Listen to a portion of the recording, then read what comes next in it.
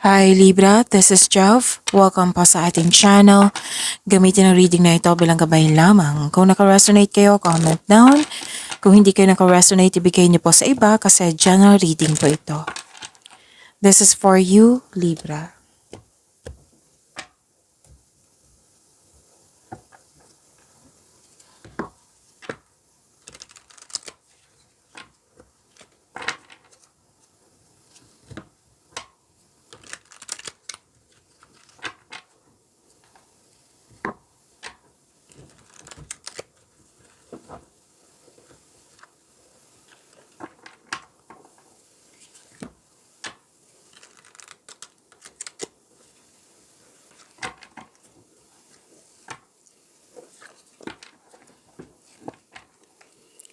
Para po ito sa iyo, Libra.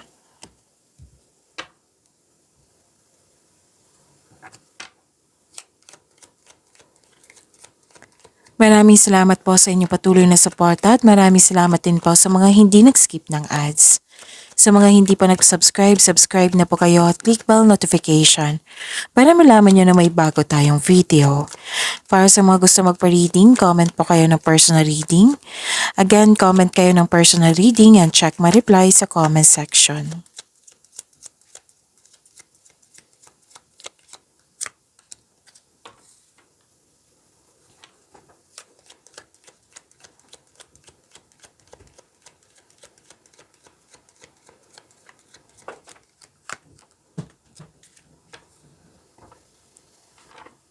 May dumating na opportunities po na bibigyan mo ito ng agarang aksyon or reaksyon.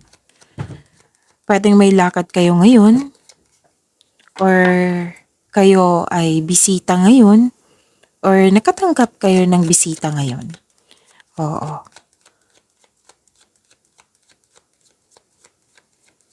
Pwedeng may dumating na news or information.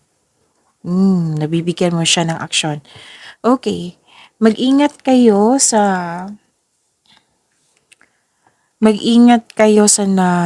isang tao na mahilig magmanipula. Kasi nakikita ko dito na may gusto siyang kunin. So kung gusto niyo malaman kung sino ito or ano yung gusto niyang kunin, ask your intuition. Okay? Para siguradong sigurado. Nakikita ko kasi dito na may nag-observe sa'yo, may nag-spy sa'yo. Pwede din kayo ito na may na ino-observe kayo. Pwede nag-observe kayo sa ugali or sa isang sitwasyon dyan. So may new beginning dito. Nagkaroon ng new beginning kasi may pagtatapos. Ending with new beginning. May nakita akong separation. Parati ko itong nakikita sa inyo. End of contract closure or hindi nagkaroon ng pag-uusap. Loss of connection, pwedeng tumiwalag, umalis. Nagkaroon ng long distance relationship. Space ba? Pwedeng andyan ka pa rin pero nag-put ka ng limitation or boundaries. May concern kayo sa isang tao na mataas ang ego. Or mahirap kausap, pwede din sobrang stricto.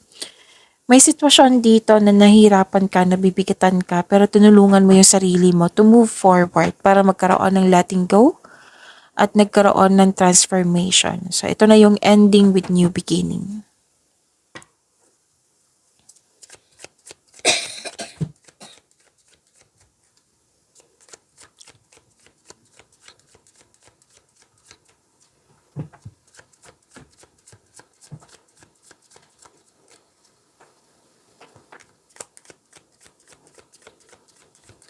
Energy po ni Libra.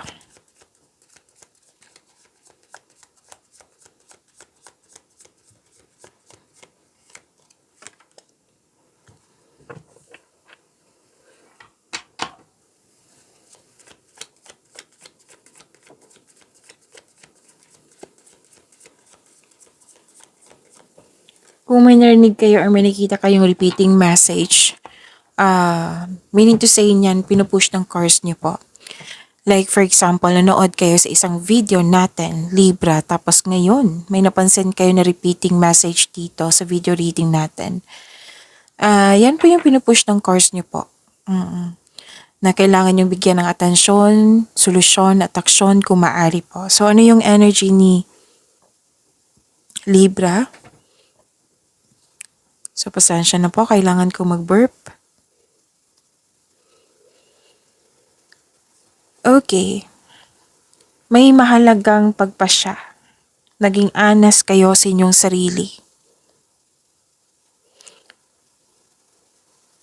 Ito na yung sinabi ko sa inyo na boundaries. Nagsaset ka ng boundaries. Di ba? May sinabi ako dito regarding sa separation na pwedeng andyan ka pa rin pero nagsaset ka na ng limitation or boundaries. Na nag-clarify siya dito sa tarot cards. Ang lakas ng energy ng single parent dito. Pwedeng siya yung nagbigay ng malaking influence sa araw na ito or kayo po ito. Nakita ko dito na ginalingan mo sa paggawa ng desisyon. At sabi dito, manindigan para sa iyong mga paniniwala, Libra. Focus kayo sa logical at katwiran kaysa sa umasa sa inyong emotion. Makinig din sa inyong intuition. Kasi ang intuition magagabay ito patungo sa right path, patungo sa success. O siya ang magsasabi kung ano yung susunod na hakbang. So makinig po daw kayo sa intuition kung maaari po. Mas pinipili mo ngayon yung talino mo, yung logical kaysa sa emotion. Kung regarding to sa career and money mo, kailangan mong humingi ng tulong or mag-ask ng advice or mag-gather kayo ng factual information or experiences ng kapwa mo. Na pwede mong kausapin mo yung mga mentor, yung mga kasamahan mo dyan. Tapos gawa kayo ng diskarte sa inyong kaperahan or layunin sa buhay. Yan yung advice ng card nyo po. Nagawa kayo ng diskarte sa inyong kaperahan at layunin sa buhay. Tsakin na makagawa kayo ng diskarte sa inyong kaperahan at layunin sa buhay yon. Okay?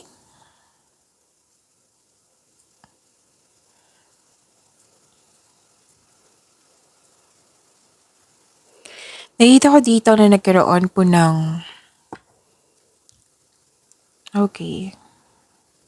may kausap kayo dito, 'di ba? Para makagawa kayo ng desisyon, naging honest kayo sa inyong sarili. Sabi ko kanina, may nakita rin ako ditong hard work and productivity. Naging masipag kayo ngayong araw na ito. Marami kayong ginagawa. Naging productive kayo sa araw na ito. Kasi nga, may nakita ko ditong bagong simula. Kaya pala. Kaya pala na nag-gather kayo ng factual information dito, experiences, inaayos nyo yung layunin sa buhay. Gumagawa kayo ng diskarte nyo. Kasi may bagong simula dito, bagong kasanayan. May nakuha kayong kaalaman na binigyan nyo ng aksyon. So sabi ng card dito, kapag ginagawa mo ang gusto mo, mamahalin mo ang ginagawa mo. Magugustuhan mo lalo yung mga ginagawa mo. So, may nakita ko ditong kaperahan Ang tagumpay sa kaperahan, sa pananalapi, at seguridad ay produkto na iyong pagsisikap.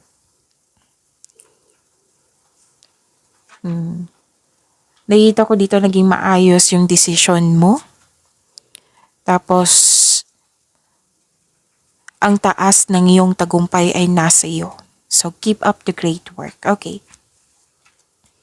Dalawang card pa nagsabi dito na magiging busy kayo ngayon. Puro gather factual information, right? May kausap ka na mentor, wiser ba? Inaayos mo yung plano mo, inaayos mo yung nagkaroon ng diskarte, right? Ito na yung resulta. resulta sa inyong sipag, resulta sa inyong binigay na desisyon, yung taas ng tagumpay. Tagumpay ba ito sa kaperahan? Tagumpay ba ito sa love life? Tagumpay ba ito sa trabaho? May tagumpay po. So, ang sabi ng card dito, keep up the great work. Ang ilan sa inyo gustong magtayo ng, yung magbuo ng pamilya. Pwede din magtayo ng bahay, pero most likely pagtayo ng pamilya to. Na nakikita ko dito, naging hard worker ka kasi gusto mong masecure yung future mo. Hard work at dedikasyon sa trabaho man, negosyo, for financial prosperity. Kaya nga, ang sabi ng card dito, patuloy mo lang magsumikap, Libra. Ang ilan sa inyo nag-aaral ng new skill para ma-increase yung income nyo, gumagawa kayo ng passive income. Basta kung ano yung mga ginagawa nyo dyan, whether sa love life man or sa career and money, it will lead you to abundance. May magandang bunga po nito. Dalawang card na mismo nagsabi dito. Kailangan nyo lang magtiwala na magagawa mo ito. Basta mag-set kayo ng clear intention so that you can achieve success through diligent work that you enjoy. Ang ganda nito kasi gumagawa ka ng solusyon, hindi ka huminto, binigyan mo siya ng aksyon. So ito yung nag-clarify dito sa oracle cards nyo na may dumating na opportunity, news man ito or information na binigyan mo siya ng agarang aksyon. Tatlong card na po nagsabi dito na prepare yourself, magiging busy kayo ngayon.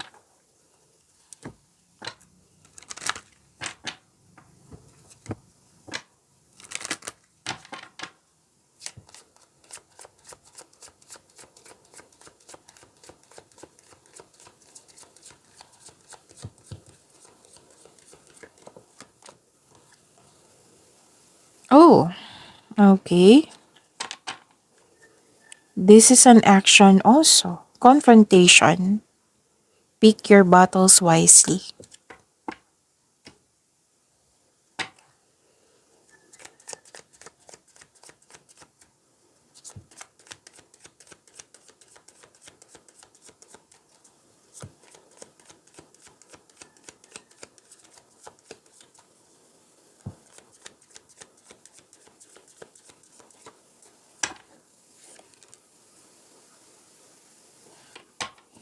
This is about your career and money, Libra.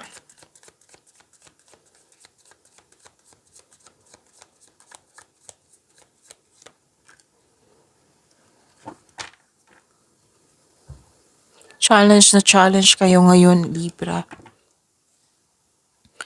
Maraming kilos akong nakikita dito.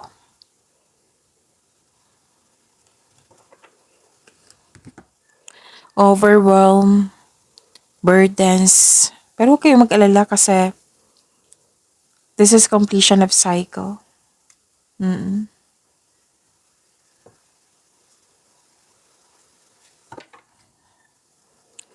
Okay, may dinadala kang mabigat na bagay, ngunit malalampasan mo rin ito. This is only temporary po. Just keep on going. Paalala ng card po dito na huwag kayong mag-say yes na hindi naman akma sa inyong schedule. Kasi nakita ko dito yung burnout talaga na sobra sa daming ginagawa. Sobra sa dami ng iniisip. So, masyado kang busy ngayon. So, naunawaan ko kasi nga dito sa energy cards nyo, 'di ba? Para sa inyong layunin sa buhay. Okay? Gumagawa kayo ng paraan para masunod yung ambisyon mo sa buhay, yung goal mo sa buhay. Nakita ko rin dito yung energy ng mga breadwinner. Maraming umaasa sa iyo. Pero din na hindi ka breadwinner, yung maraming nakadepend sa iyo, maraming umaasa sa iyo, sa inyong galing at talino. Pwede din breadwinner. Kasi nagsumikap ka hindi lang para sa iyong sarili, para sa kapwa mo. At kitang-kita ko dito na nauubusan ka ng oras para sa iyong sarili, para sa iyong family. Kasi nga, you are doing your best dito. Oh. puro action yung nakikita ko. So, makakaranas ka ng burnout na sana hindi or sana ma-overcome niyo po. Ask for help. Hindi po masamang mag-ask ng tulong. Ask for help para hindi mo dala lahat yung gawain. Huwag kayong mag-alala kasi malapit mo na matapos yung mga ginagawa mo. Kitang-kita ko dito. Pagtatapos to eh. Pwedeng pagtatapos ng kontrata, pagtatapos ng proyekto, pagtatapos ng mga ginagawa dyan. At isip-isip mo dito na after talaga nito, magbabakasyon ako, sabi. Mag-rest talaga ako. Pwedeng literally bakasyon, pwede din na mag-staycation kayo sa bahay para magpahinga. And prepare yourself kasi nakikita ko dito parang nape-pressure yung ilan sa inyo. Kasi may nag-rely sa iyo for emotional and financial support. Kaya dito, nakikita ko dito na sobrang sipag nyo. Kaya kasi sabi ko kanina 'di ba na may nag-depend talaga. Naging dependent. Pero after nito, Libra, after ninyong ginawa ito, after ninyong matapos tong mga gawain, sobrang saya mo. Kasi you're taking time for yourself. You're taking time for the children. You're taking time for your family or group of people na nagbibigay sa iyo ng motivation sa araw-araw, na nagbibigay sa iyo ng inspiration, na sila yung dahilan naging masipag ka sa araw-araw. This is success. This is positive outcome. This is joy and happiness. At the end of the day, kitang-kita ko yung happiness dito. You deserve this happiness. Full of positivity, ang lakas mo, you have the power, you're taking an action with courage, nagkaroon ng gain, nagkaroon ng glory, na-attain mo, nagkaroon ng satisfaction, nagkaroon ng clarity. So may exciting opportunities ako nakikita dito. Magkakaroon din ng financial growth. So, para sa mga, magkaka-receive kayo ng acknowledgement that you deserve. May nagbigay ng compliment sa'yo. It might be nagbigay sa'yo ng fame, awards, compliment. And you deserve this. Kitang-kita ka sa nila na nagbigay ka talaga ng time and effort sa mga ginagawa mo. Sa career and money niyo po. Pwede din may mga bata dito na customer mo, pwedeng kliyente or tinuturuan mo, na nagbibigay ito ng happiness sa iyo. Pwede din yung group of people or isang business partner or family member mo, maaaring tutulungan ka nila. Oo, para magkaroon kayo ng negosyo or sila yung nagbibigay sa iyo ng motivation. Sila yung nagbibigay ng support na nagdudulot ito ng happiness sa iyong buhay. You're feeling healthier inside and out. Kung burnout ka the other day, kanina, eto, nakikita ko dito na you are feeling healthier inside and out. Na-overcome mo na yung mga nararamdaman mong bigat.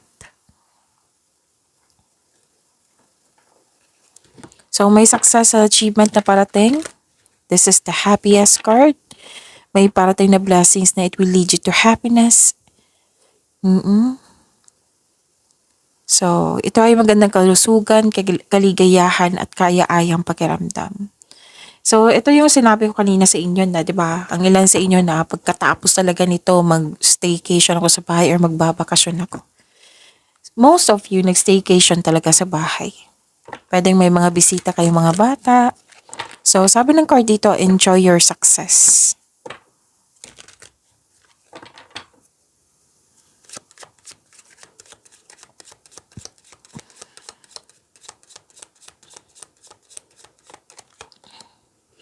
Mind power. Mind power. Use your intelligence, analyze data, logic, and think rationally. Lead with your mind.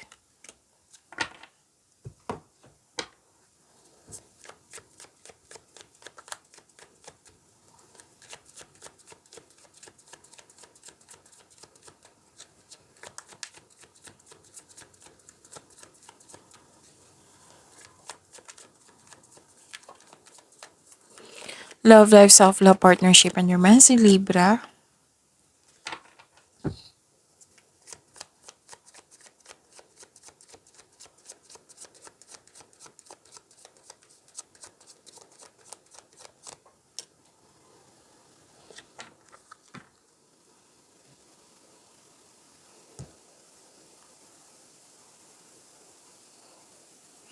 Okay, sa love life yung ganda. Ang ganda ng cards nyo ngayon ha. Libra. Puro happiness nakikita ko dito. So sa mga napanghinaan ng loob dyan, ang ganda po sa nakita ko dito kasi magiging happy kayo. And I'm happy for you, Libra. Fulfillment sa pangarap, happiness. Para sa mga single, sobrang saya mo kasi gusto ka rin ng taong gusto mo. Plus points na yung may love at respect sa'yo. Sa mga relasyon sa buhay mag-asawa, masaya kayo at satisfied kayo sa buhay at ng pamilya po. Meron din ako nakita dito na makakatanggap kayo ng sustento para sa anak mo. So granted yung manifestation, fulfillment sa pangarap, may kasiyahan at kagalakan sa mga bagay, ukol sa pamilya at kaibigan. So this card focuses on achievement of a level of love and success na nagbibigay sa iyo ng katahimikan, satisfaction at pasasalamat. So ang ganda nito ha, claim nyo po, ang ganda ng cards nyo. Sa mga single, okay. Parang ilan lang nyo ha. Ilan lang po. Hindi po para sa lahat. Nakita ko dito may attraction dito regarding sa teacher. Oo. Or pwedeng literal na teacher, pwede din na yung nagbibigay ng advice sa'yo, marami kang natutunan sa kanya, tinuturuan kanya, or it might be a student. May may attraction ako nakikita dito. Sa mga relasyon sa buhay mag-asawa, okay. Sa mga relasyon, may pamanhikan ako nakikita dito or kasal. You and your partner have a strong beliefs about romance and partnership. So wedding bells is coming. Sa mga relations, what I meant is sa mga buhay mag-asawa, may tradisyon na masusunod.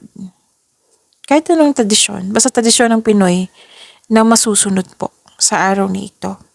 Tapos babala lang po ha, sa laging masyadong mabait kasi may nakita ko dito nag-take advantage sa inyong kabaitan.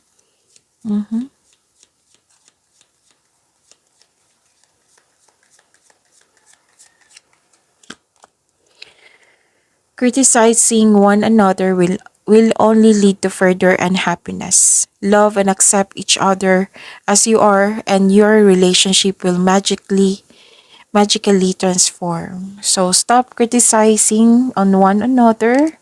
Oo, pwedeng siya, pwedeng kayo. Oo.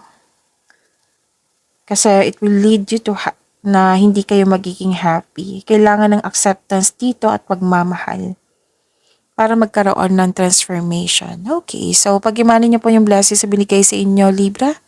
See you tomorrow. Maraming salamat po.